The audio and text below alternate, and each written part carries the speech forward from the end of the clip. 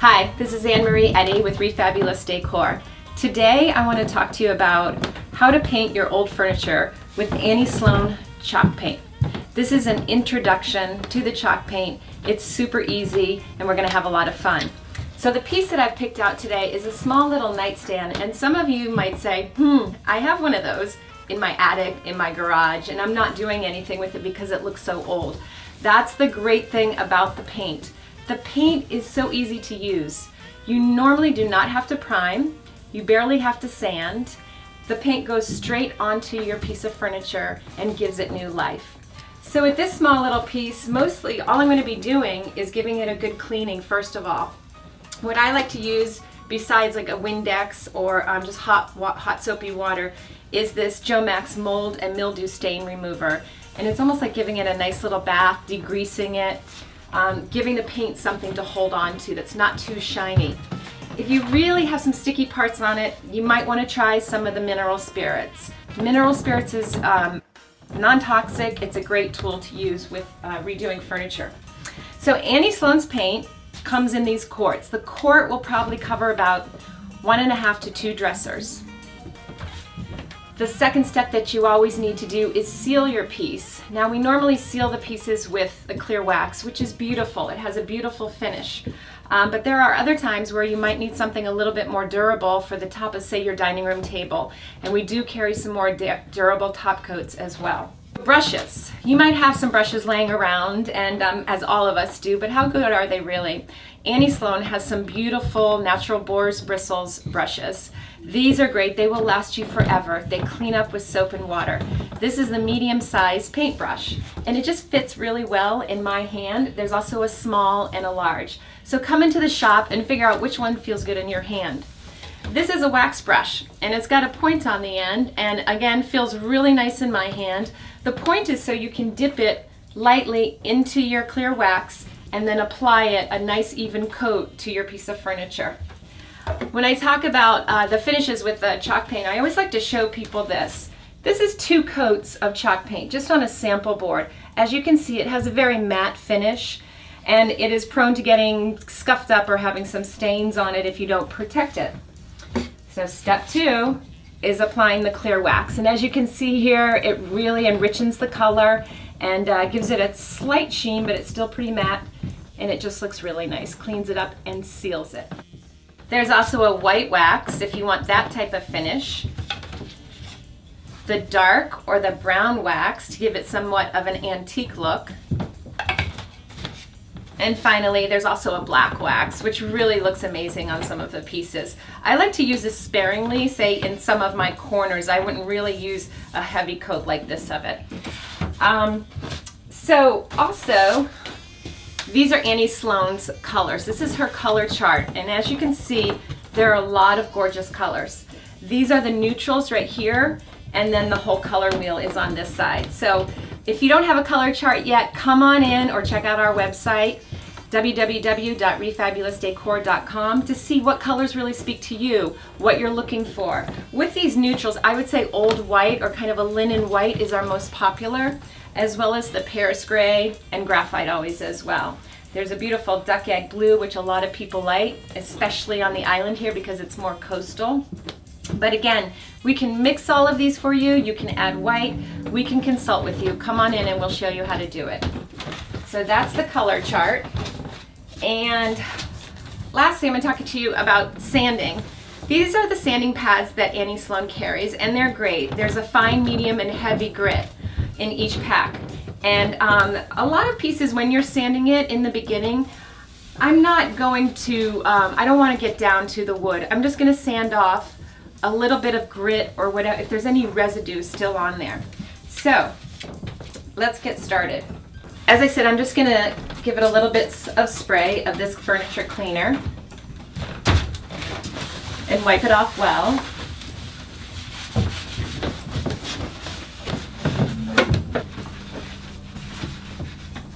So now what I'm going to do is take my drawer out, and there are different schools of thought on this. A lot of times Annie Sloan stockists or customers will just keep the drawers in and paint over it, paint over the knob, which is totally fine. Other times though, you're going to want to, and actually what's easiest is take out your drawer, and which looks a lot nicer, and actually unscrew your hardware.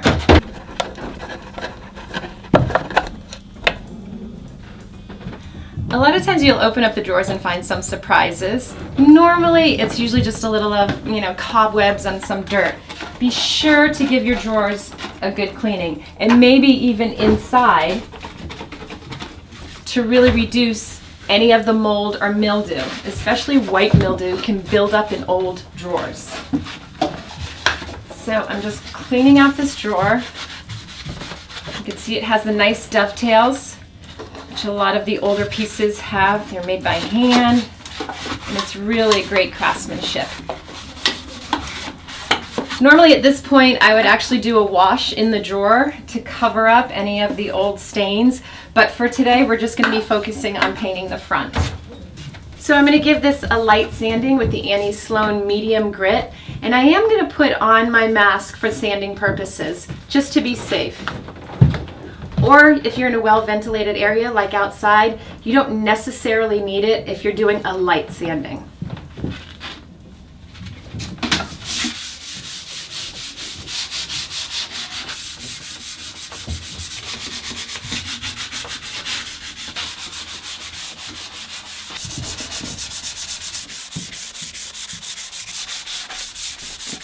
I'm going to spray it now. Clean up the sawdust.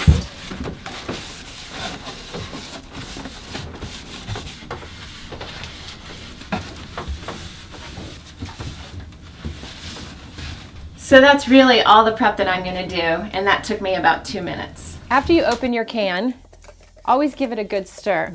This tends to be pretty thick paint because it goes a long ways.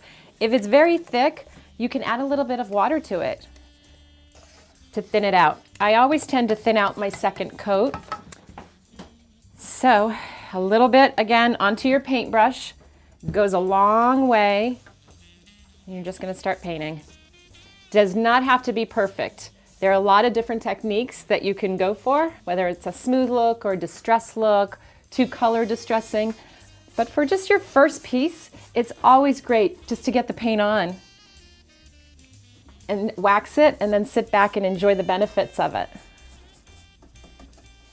And I've decided for this piece, instead of trying to make it look smooth and perfect because of the condition of the wood, I'm actually going to stipple a little bit and just do some crazy strokes here and there in an effort to create some texture with the paint.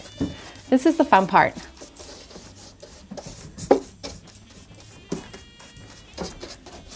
Now's a good time to also talk about doing chairs and other pieces of furniture that are kind of lightweight, that you can manipulate them by turning them upside down.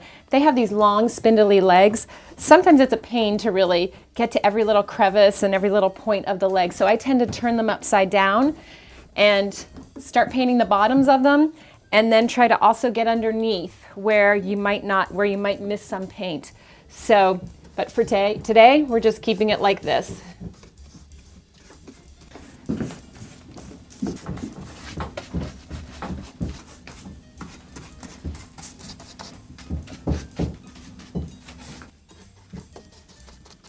Okay, so I added my first coat. Now I'm ready to start my second. As you can tell, it doesn't look like much right now. In fact, it doesn't look that great at all. That's why I like to do a second coat and then do the distressing and the waxing. Here we go.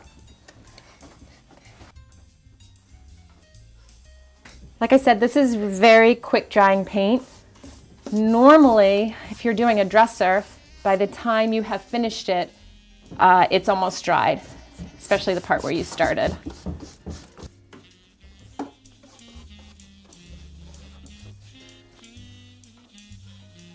So another great thing about the Annie Sloan chalk paint that I really love is that there's no odors. It's very low in VOCs. I'm really sensitive, especially as I get older, to chemical smells. This virtually has no odor. I don't smell anything. I don't need to wear a mask. I do a lot of custom work on site in people's homes, and I never have complaints about any smell. So that's another bonus.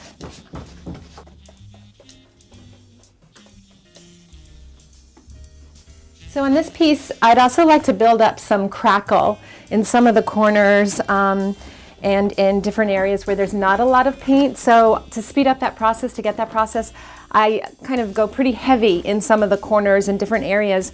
Then I blast it with a hair dryer on high heat, very close to the spot that I want to crackle. So here we go.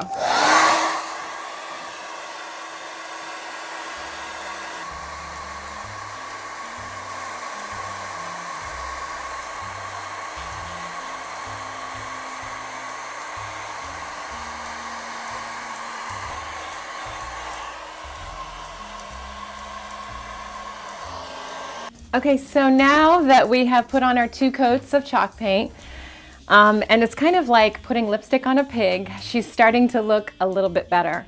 I'm now going to sand it a little on the edges to create some slight distressing. I'm going to start out with the fine sandpaper because you never know, sometimes every piece of furniture is different. And sometimes you put a scratch on it if your sandpaper is too heavy.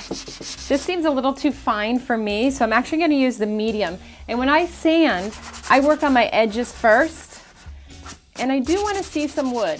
So I'm doing my edges, doing the edges of the drawers, anything that's kind of sticking out that would be where natural wear and tear would be. That's where I'm going to sand.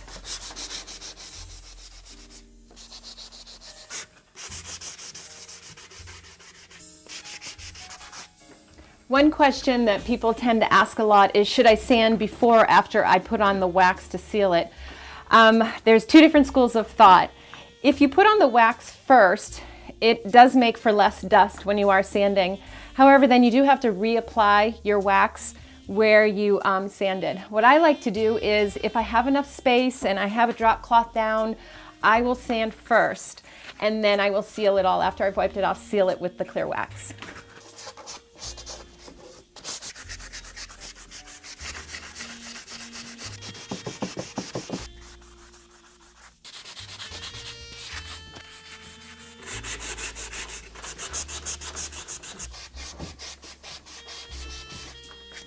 In addition to dry distressing with sandpaper, there's a great technique called wet distressing. What I take is just a damp rag and I will go over my surface, get it a little wet, and as you can see, it comes off really easily. You do have to be a little careful that, especially if you just painted, that you don't go too crazy and take off all of your paint. That you kind of have a controlled distressing going on, wet distressing. But again, super easy to do, saves on elbow grease. So now that we've distressed it to the best of our liking, we're going to wax it. The wax is really neat because it's very soft. It's almost like a Crisco or butter. I'm going to gently dip in my brush, wiping off any excess, and then just going ahead and brushing it on. And I'm going in nice, long, straight lines. Try not to do circles because it will show up in your finish. And as you can see, the more you wax it, the deeper the color gets and the richer it looks. So after I've waxed it, I will then take a cloth and gently wipe it down. I'm using a shop cloth, which this is, but you can also use a clean, dry rag or even paper towels. I don't like to put on the wax with a paper towel or a cloth because it actually soaks up a lot of the wax. As you can see, there are a few little spots that didn't look like I didn't hit it with the wax yet. So I'm going to go just over those again.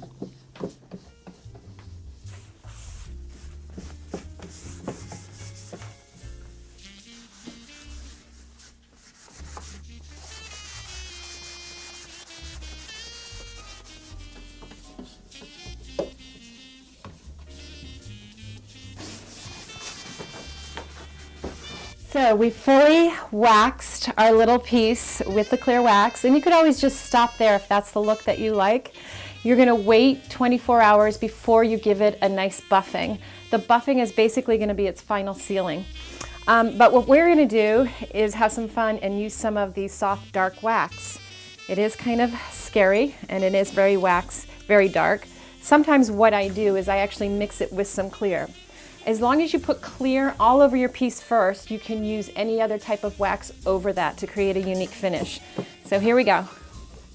Putting it in all the little crevices and accent pieces. The more little accent pieces or design that your piece has, the better, the more interesting it is. So we are working it into all the lines here. And what I'm going to do on this is actually let it sit a little bit and not wipe it off immediately. So it really has a chance to get in and almost act like a stain.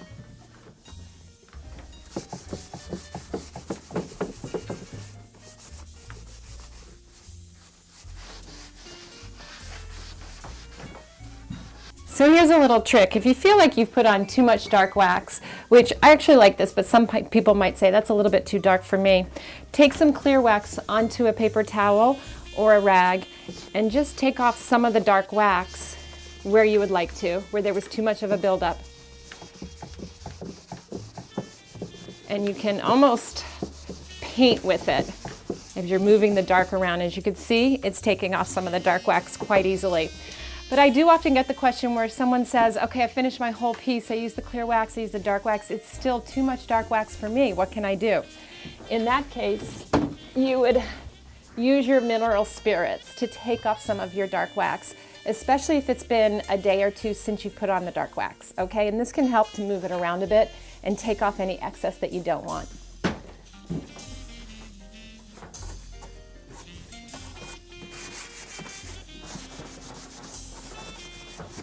So I'm not quite happy with the way my top looks. It's just a little bit too much of the dark wax. So I am going to use a little bit of my mineral spirits on a rag or paper towel and then just kind of paint with it to move the dark around and to take some off. And it's really going into all the little crevices where I built up paint and texture with my second coat of paint.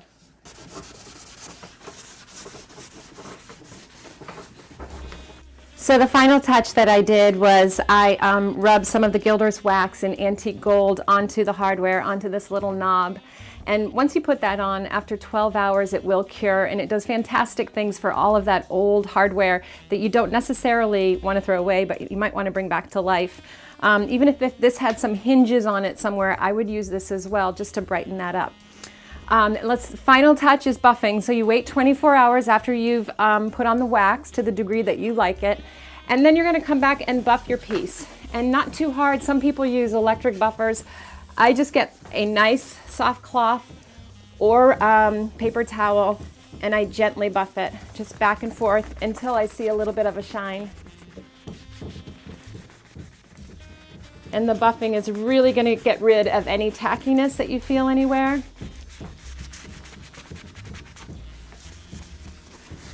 And seal it for you. So now let's talk about curing. So what you want to do is wait at least a few days before you put something on top of this, just to let it settle and let it cure. I have forgotten about that in the beginning when I started painting, and I would put a lamp on it and it would start to pull up the paint. You just want to let it sit. They recommend up to 2 weeks if you can. Some people need to use something right away. If you do need to use, say, the top of this, I would put a cloth on the top and then buff it when you take off the cloth. But other than that, she is all set to go. And I forgot to say this at the beginning, but this piece I got from the Chicken Alley thrift store down here in Vineyard Haven, and it's one of my favorite places to go to find great deals. This little pig was $10, and now she's about $1 million. Just kidding, but I'm happy with her, and I hope this inspires all of you to do some basic painting with the Annie Sloan chalk paint. Come on down to our store and see us, and we can help you get started. Thanks so much. Bye-bye.